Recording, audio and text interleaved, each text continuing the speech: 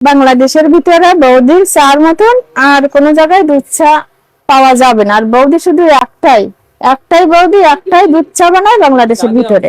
দোকানের সামনে আসতেই দোকানের ভিতরে ঢুকে দেখলাম অনেক লোক সিরিয়ালে বসে আছে চা খাওয়ার জন্য।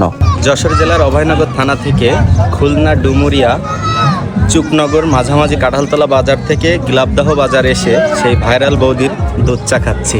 অবশেষে সেই সিরিয়ালে দাঁড়িয়ে থাকার পরে দুধ চা হাতে পেয়েছি।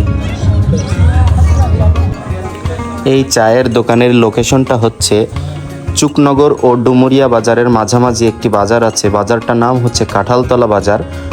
চুকনগর থেকে যেতে হলে ডান সাইডে পড়বে রাস্তাটা এবং ডুমুরিয়া থেকে আসতে হলে বাম সাইডে পড়বে।